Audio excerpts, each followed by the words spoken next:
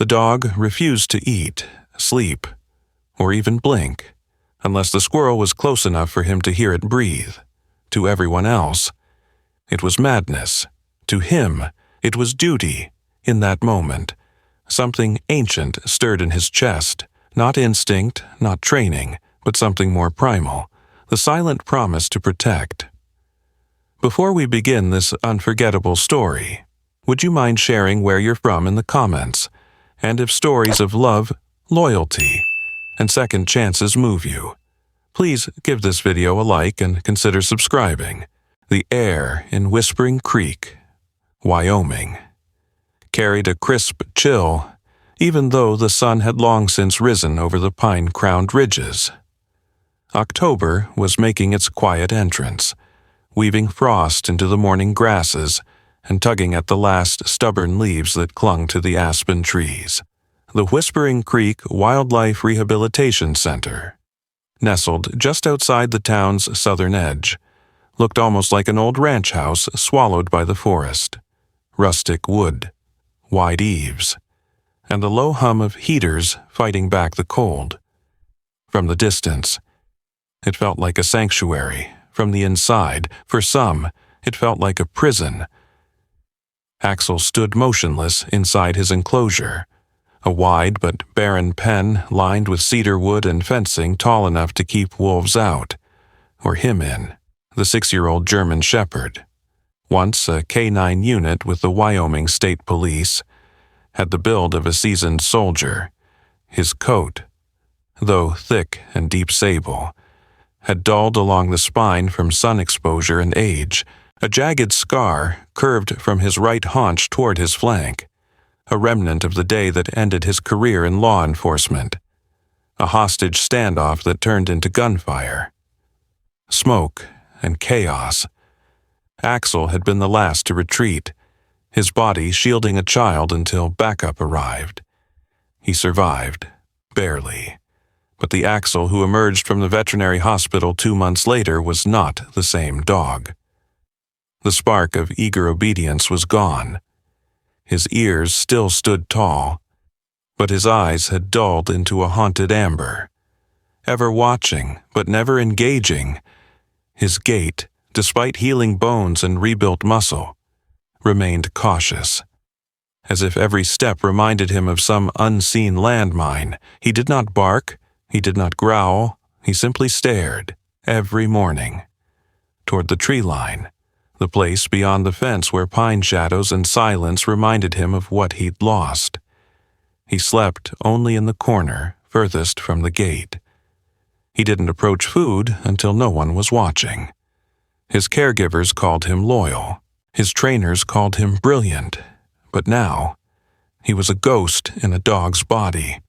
A few feet down the gravel path, Lena Brooks stepped out of the center's main building and tightened the drawstrings of her fleece jacket. The cold bit harder here than in Chicago, where she had left behind everything familiar. Her apartment, her veterinary practice, and her mother's hospice room. That last winter had taken more than Lena was ready to admit. At 27, Lena carried herself with a strange blend of exhaustion and discipline. She had soft chestnut hair usually tied in a messy bun, and wide green eyes that had once been full of warmth but now often lingered with caution. She was tall, slightly lean from months of skipped meals, and had a voice that defaulted to gentle but could cut with precision when needed. Her co-workers liked her. Clients had trusted her. But Lena hadn't trusted herself in a long time. Her mother, a former biology teacher and wildlife volunteer, had instilled in her a love of animals since childhood. It was her mother who took her on field trips to nature reserves, who read her books about endangered species at bedtime, who whispered to sick rabbits and cradled injured birds with bare hands. It was her mother who insisted Lena should apply to veterinary school. It was her mother who died before Lena could say thank you properly. Whispering Creek had been an escape, a last-minute job offer accepted without thought. a way to flee grief under the excuse of field work. But after 2 months, Lena still felt adrift. She was kind to the animals, thorough in her treatment notes, cordial with the team, but her heart remained somewhere between Chicago's icy hospital room and the ache in her chest that hadn't faded. This morning, as she walked toward Axel's enclosure, clipboard in hand, she paused to study him. The German shepherd didn't flinch, his eyes locked onto hers but offered nothing. "He doesn't trust easily," said a voice from behind her. Lena turned to see Dean Harwood, the senior animal behaviorist, approaching with his usual thermos in hand. Dean was in his early 50s, wiry, with pepper-gray hair and skin deeply tanned from decades spent outdoors. He had the gait of someone who had never owned a car and the tone of someone who had seen too many people try and fail with broken animals. "I'm not surprised," Lena said, his files heartbreaking. Dean nodded. Axel was top of his unit, took down armed suspects, sniffed out explosives, even visited schools. But after the injury, he shut down. He's healed physically, sure, but emotionally, he hasn't let anyone in. Lena crouched beside the fence, not close enough to provoke, but near enough to be noticed. "We're not trying to retrain him, right?" "No," Dean replied. "We're not allowed to. He's here on a long-term recovery waiver. If he doesn't come around after 6 months, we'll need to consider sanctuary placement or something else." Lena flinched. Euthanasia Dean didn't answer. He didn't need to.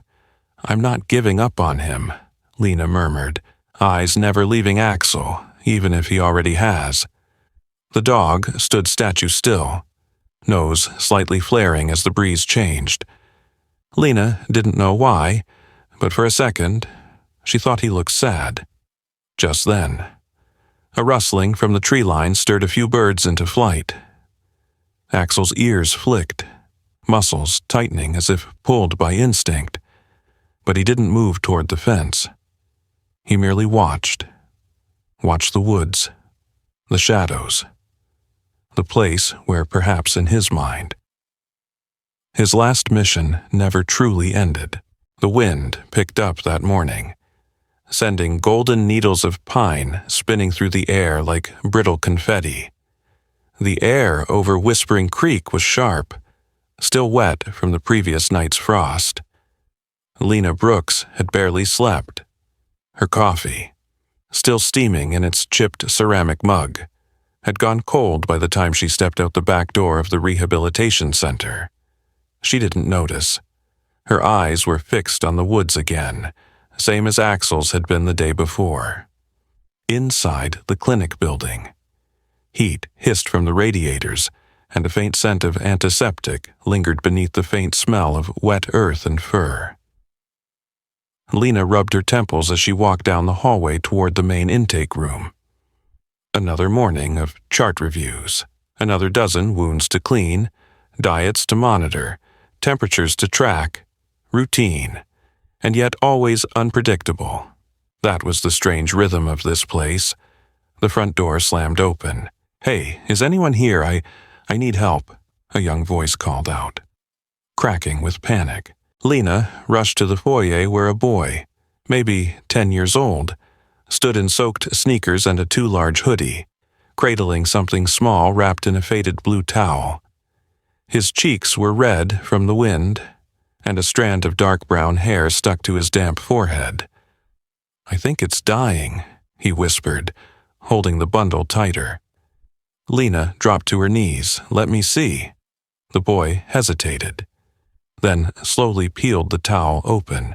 Curled inside, no bigger than a pine cone, was a trembling baby squirrel. Its fur was pale gray, patchy in places, its ribs visible beneath the thin skin. The creature's breathing was shallow, barely there. "I found him under my neighbor's shed. I think his mom's gone," the boy murmured. "What's your name?" Lena asked gently, already reaching for her stethoscope. Brady Ellis." Brady was lean and tall for his age, with knobby elbows and the intense quiet of a child who observed more than he spoke. He wore mismatched gloves and his jeans were caked with mud. Lena made a mental note. He'd been digging, maybe looking for others. He reminded her a little too much of herself at that age, Brady. Thank you for bringing him in. We'll do everything we can. She carried the bundle to the treatment room. The squirrel, no more than 3 weeks old, was clearly suffering from hypothermia and malnutrition. Lena's breath hitched as she held it under a heat lamp, her gloved fingers adjusting its fragile limbs. Pip. Brady called softly from the doorway. I named him Pip. Lena smiled despite the tightness in her chest. That's a good name. Minutes later, Diane Weller, the on-duty technician, entered the room. Diane was in her late 40s, compact and quick-moving with a silver braid that reached the middle of her back. She had the no-nonsense tone of someone who had raised 3 children and rehabbed twice as many animals. "What's our case?" she asked. Glancing over Lena's shoulder, Lena explained quickly, and Diane nodded, immediately prepping fluids and a glucose solution. Together, they placed Pip in a makeshift incubator, surrounded by warmed cloth and monitored with a portable sensor unit. Brady stayed just outside the glass, sitting on the edge of a stool, clutching his damp towel. Pip's breathing remained erratic. Lena checked his tiny paws for circulation, barely pink. She tried not to think of her mother, who would have whispered soothing things and told her that sometimes. Even the smallest hearts find the will to keep beating. Around midday, Lena stepped out to grab her notes from the main office as she passed Axel's enclosure. She paused. He was already watching her. His gaze didn't pierce like yesterday's. It followed her instead, soft and still. Something shifted in his posture when he caught sight of the towel she was holding. The same one Brady had used, the scent, faint but familiar, clung to the fabric. The squirrel's scent. Lena raised an eyebrow. "You recognize this?" Axel didn't move, but when she turned to leave, she heard it, the faintest whine, a low, plaintive sound. Curious. Lena looped back around after lunch, this time holding the towel closer to the enclosure's mesh. Axel approached, ears alert, sniffing the cloth with purpose. His tail gave a single twitch. Then he did something he hadn't done in weeks. He sat and waited that afternoon. She brought the incubator by the outdoor window, just briefly. As she passed Axel's kennel, the reaction was immediate. The German shepherd rose to his feet with more urgency than anyone had seen since his arrival. He pressed his nose to the fence, pawing once, then twice, eyes locked on the small form cradled inside the incubator. Lena froze. Axel's posture wasn't tense. It wasn't predatory. It was something else entirely. She called Diane over. Together, they observed. Axel paced as Lena moved past, then whimpered softly when she reached the other end of the walkway. When she returned, he settled again. Could be instinct, Diane offered. Instinct doesn't look like this. Lena whispered, "It looks like concern." Over the next hour, they tried it twice more, each time. Axel responded the same way, focused, gentle, drawn to Pip. When they turned away, he grew agitated. When they came close, he softened.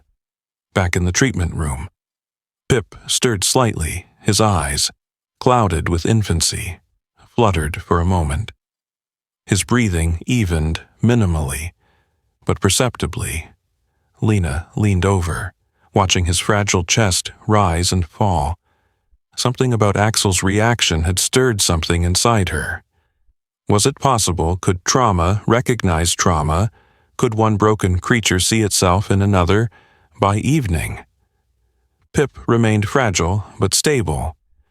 Brady had long since left, promising to visit the next day. Lena sat alone in the corner of the treatment room, scribbling notes by dim lamplight, eyes drifting again and again to the incubator. She felt it clearly now, the bond forming, not just between Axel and Pip, but between her and both of them. In the silence, her phone buzzed with a message from her father. She didn't read it, instead. She rose, walked back to Axel's enclosure, and stood before him once more. This time, his eyes didn't look away, they just watched and waited. Night in Whispering Creek settled like a heavy wool blanket, quiet, dark, and humming faintly with the rustle of pine needles outside and the occasional snap of frost forming on the windows. Lena Brooks had been on her feet for 16 hours, and yet the clock on the treatment room wall showed just past midnight. The numbers glowed an icy blue, out of place with the warm light from the incubator and the steady mechanical whir of its temperature controls. Pip was failing. She had watched his small form grow increasingly still throughout the evening, his breath shallow and uneven. The tiny squirrel hadn't fed since the afternoon, and though his warmth was stable, his body trembled beneath the blanket-lined enclosure. Lena's hands, usually steady, now hesitated over every adjustment. Her brow furrowed deeper with each scan of his vitals. Still no change, a soft voice asked from the hallway. Maggie Trent, the night shift technician, stepped into the room, in her mid-30s. Maggie was short and wide-shouldered. With auburn hair she always tied in a low bun and a laugh that was bigger than her presence. But tonight, her voice was careful.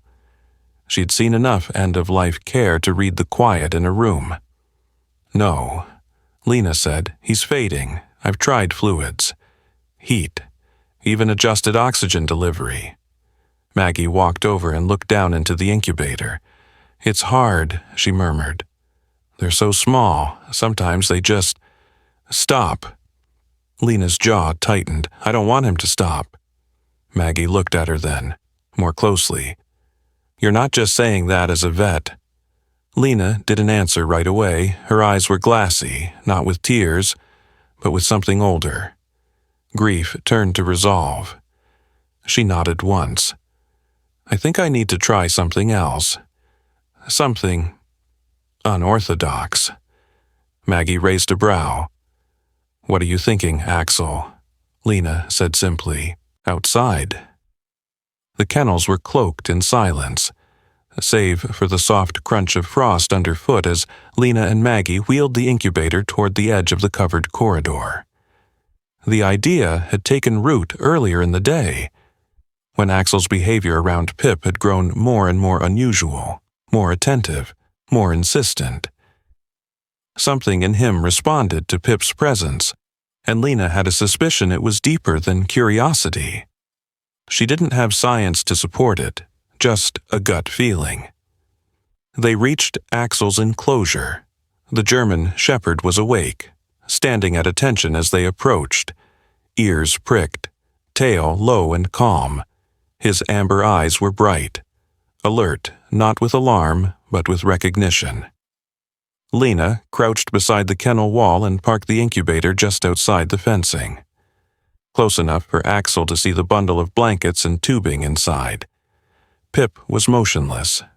At first, nothing happened. Axel sniffed the air, then padded toward the mesh slowly, his nose pressed against the fence. Then he lowered himself until he lay fully stretched along the wall. Then came the sound. It was a deep, low vibration. Not quite a growl, not quite a whine, somewhere in between. A soft, rhythmic rumble that pulsed from the dog's chest and into the ground. A sound Lena had only ever heard once. Years ago, when her mother sat by their family dog in its final hours, humming softly as it passed. Axel was humming. Pip's monitor beeped, slightly faster. Lena leaned closer. Maggie held her breath. Did he just? Yes. They waited. The rumble continued, steady, grounding. Then Pip stirred. It was small, barely more than a twitch, but it was movement. A moment later, his chest rose in a full inhale, then another. Lena glanced at the temperature sensor. Warmer, heart rate, up by 5 beats. "Come on, little guy," she whispered. Pip's head rolled slightly to the side, and a tiny paw curled against the blanket. His breath evened, no longer gasping, just shallow but steady. The change was unmistakable. Maggie covered her mouth. Overwhelmed, I don't believe it. Lena did. Every part of her believed it. Axel never took his eyes off Pip. He didn't move, didn't bark, just stayed there, humming, pressed to the wall like a protector in vigil. They sat that way for nearly an hour before the temperature dropped further and Maggie went to fetch thicker blankets. As she left, Lena stayed behind.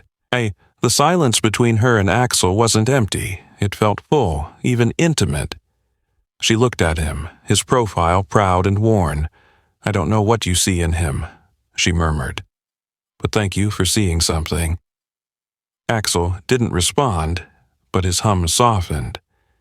And then, as if he knew his job was momentarily done, he lowered his head to his paws and closed his eyes, still near, still listening, back inside the building. Maggie returned with new padding for the incubator and a thermos of black coffee. "You should rest," she said gently. "You look like death in a sweatshirt." Lena smirked. "I feel worse," but she didn't leave. She sat there on the floor, knees tucked to her chest, watching Pip's fragile body rise and fall in sleep. The buzz of the machinery was no longer the only rhythm in the room. It was joined now by something warmer, something ancient. She didn't know why a war-trained dog had chosen to comfort a wild squirrel, but something in her recognized the shape of it. Love. Unspoken. By morning. Pip was feeding again, and for the first time since her mother's death. Lena let herself feel something more than just survival. The first snow came quietly, coating, Whispering Creek, in a fine white dust that turned the gravel paths into frozen veins stretching through the trees. Morning light shimmered on the frost-laced branches, but inside the rehabilitation center, tension clung to the air thicker than cold. Pip had made it. 2 weeks had passed since the night his tiny heartbeat slowed to the edge of stillness. Now he was wide-eyed and alert, with smoother breathing, a better appetite, and enough energy to scurry in circles around the inside of his upgraded incubator. His pale gray fur had begun to fill out, and his paws no longer trembled. The staff considered it nothing short of a miracle, but Axel had changed too, and not in the way they'd expected.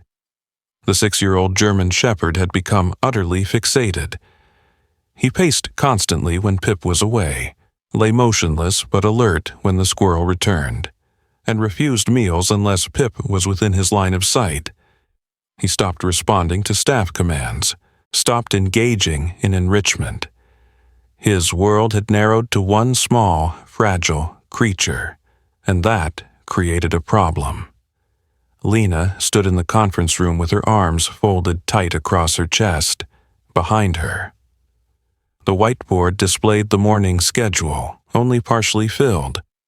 On the table in front of her sat a file marked PIP, transfer in block letters, across from her. Eleanor Griggs, the center's director, adjusted her reading glasses with practiced patience. Eleanor was in her early 60s, with short-cropped silver hair and a wardrobe of neutral knits that matched her composed, rule-driven personality.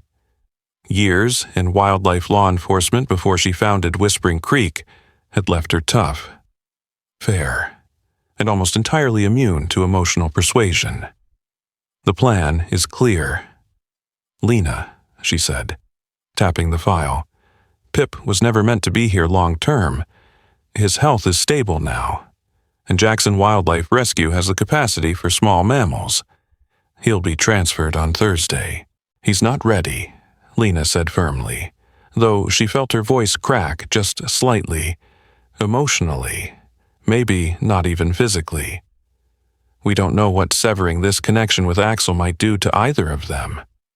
Eleanor folded her hands. We're not a sanctuary, Lena, and we are certainly not a place where a predator forms lifelong bonds with a prey animal. That's unnatural. So is trauma, Lena replied, her tone sharp. So is grief. So is a war-trained K9 who won't eat unless a squirrel is within 6 feet. From the doorway, Tomas Reyes, the facility's operations coordinator, stepped in with a clipboard, in his 40s. Tomas was broad-shouldered with warm brown skin, always dressed in worn flannel and work boots. He usually offered levity in tense meetings, but now his expression was grim. I just came from Axel's enclosure, he said. He hasn't touched his food in 18 hours. He vomited foam last night. I think the separation anxiety's triggering something physical. Eleanor sighed. Tomas, you know I respect your observations, but we can't change policy based on speculative animal psychology. Then let's not, Lena said. Let's change it based on precedent. Eleanor looked up. There are studies, Lena continued, reaching for the manila folder beneath her notes. Interspecies attachments forming after trauma, especially in isolated environments.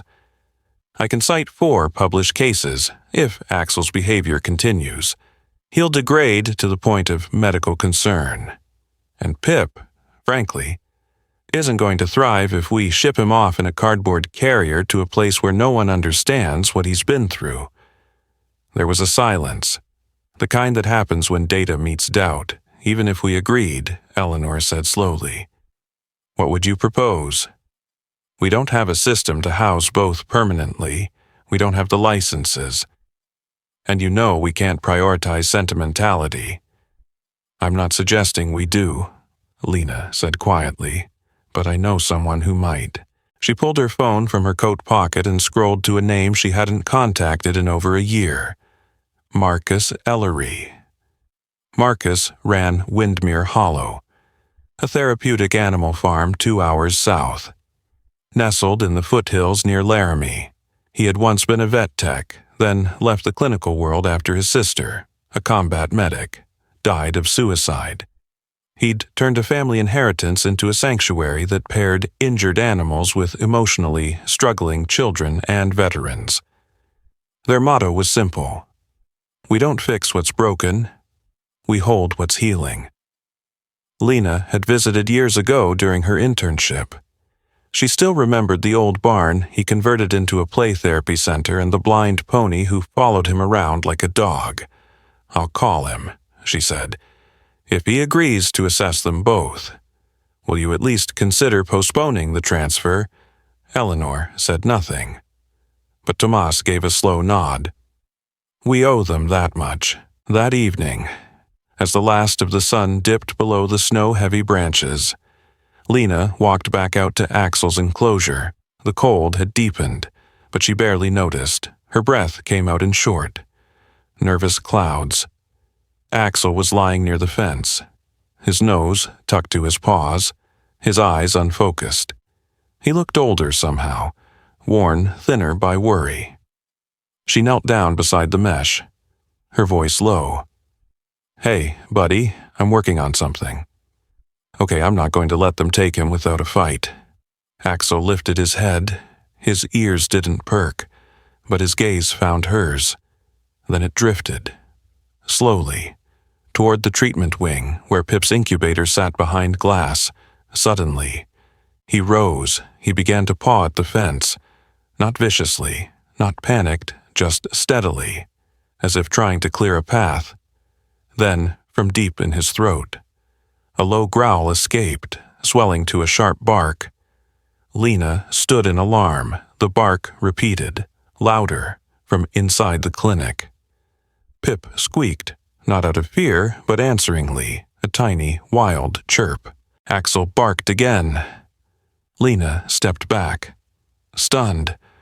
"What are you doing, boy?" she whispered. From the darkness, Tomas emerged with a flashlight. I heard it from the east wing, thought he was hurting himself again. "No," Lena said softly. "He's trying to stop it. He knows Pip's going to be taken." Axel turned toward the sound of their voices, and for the first time in weeks, his body trembled, not with pain, but with panic. The morning they left Whispering Creek, the world seemed to exhale. A thin fog rolled through the trees like breath held too long and finally released. Snow, soft and melting, clung to pine needles and gravel roads, and the air carried a scent of cedar, distant wood smoke, and something else. Change. Axel sat inside the transport crate with his ears alert, not frightened but watchful. He hadn't barked or growled since Lena had arrived to load him. Instead, he waited with the quiet resolve of someone who understood what was happening. His amber eyes flicked between Lena and the small carrier set gently on the bench beside him, inside which Pip was curled, nestled in a flannel pouch lined with cedar chips and wool. Pip stirred as the van rumbled onto the county highway. A tiny chirp escaped him, and Axel's ears twitched in reply.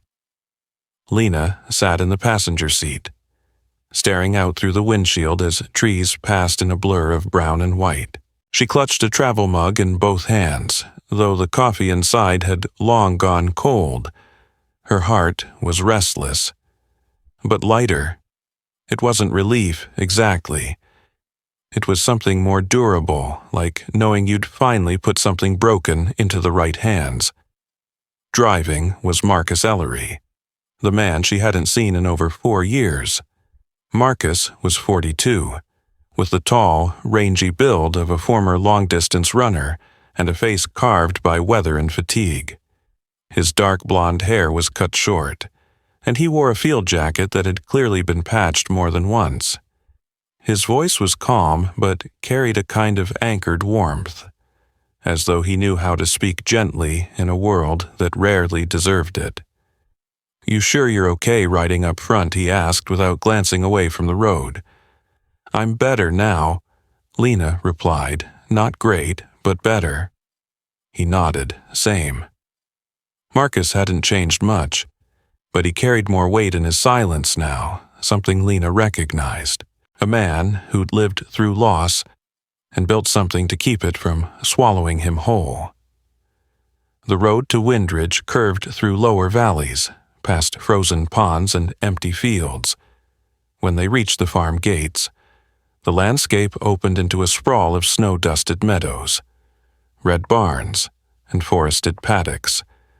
A sign made from salvaged barnwood read, "Windridge, a place to heal children," played in the distance, bundled in coats and mittens, under the supervision of 2 volunteers. A goat trotted nearby, dragging a cart behind him filled with sticks. The main house stood proud at the center, a 2-story white farmhouse with a wraparound porch and a crooked mailbox painted with flowers. Lena helped Marcus unload the crates. Axel stepped down without hesitation. Pip, tiny paws trembling slightly, peeked out from his bundle as if taking in a kingdom. Neither made a sound, but both turned their heads the same way, toward a cluster of kids gathering nearby. That was when Benji appeared. Benji was 9 years old, with unruly curls the color of wheat and thick glasses that slid constantly down his nose. He wore a too big red scarf, mittens that didn't match, and had a habit of standing slightly behind people as if waiting for the world to startle him. Benji had selective mutism and anxiety disorder, diagnosed the year his parents divorced. He hadn't spoken since the court hearing. He watched from the porch as Axel approached. Most kids might have stepped back. Benji didn't move, his eyes locked with the German Shepherd's, and his mittened hand lifted slowly. Hovering in the air, Axel, usually wary, leaned forward and sniffed. Then, remarkably, he sat. Benji smiled, wide and unguarded. He knelt carefully and placed his hand on the dog's fur. Not rushed, not afraid. Just a quiet hello, later that afternoon, while Pip explored a makeshift playpen near the farmhouse fireplace. Benji sat on a rug beside him, silently offering tiny strips of apple. Pip accepted every piece, and for the first time in nearly a year, Benji giggled by evening. Lena stood beside Marcus in the hayloft of the main barn, watching the animals settle into their enclosures through the slatted boards. Soft light from the farmhouse glowed like a lantern at the edge of sleep. "You ever think you'd end up here?" Marcus asked. "No," Lena said. "I thought I'd work in surgery, high-rise clinics. I thought I'd fix what was broken with medicine." He smiled. Sometimes medicine is just being in the right place with the right company. They stood in silence for a long moment. Then Lena spoke, "I want to stay." Marcus raised an eyebrow. "I mean, not permanently," she said quickly, "but part-time. Maybe take over some of the case management. Help with the animals that don't fit neat categories." He nodded slowly. "We could use someone like you." Outside, snow began to fall again, soft flakes dancing between barn beams. Below, Axel lay curled beside the fireplace, with Pip nestled against his side like a heartbeat. And for the first time in years, Lena felt like she had landed somewhere that didn't just need her, but understood her, sometimes. Healing doesn't come in hospitals or with medicine. It comes in the quiet connection between a wounded heart and a faithful soul. In this story, a battle-scarred dog and a fragile squirrel taught us that love can bloom where logic fails, and that perhaps, just perhaps, what we call a coincidence is actually God's quiet way of showing up. Axel wasn't just a retired K9. Pip wasn't just a rescued squirrel. Together, they were a living reminder that miracles often arrive in the most unexpected forms. And when we allow ourselves to see through the eyes of compassion, we recognize that God works through creatures great and small in everyday life. We all face battles, some seen, some hidden, but love, trust, and a willing heart can bring light into the darkest corners. If Axel could protect Pip, and Pip could heal a child's silence, then surely we are never truly alone. God is still writing beautiful stories. If this story touched your heart, please share it with someone who needs hope today. Leave a comment and tell us how you've witnessed a quiet miracle in your own life. And if you believe love is God's greatest gift, write Amen in the comments to show your faith. Subscribe to the channel for more inspiring true stories of love, healing, and redemption. May God bless you and everyone you love.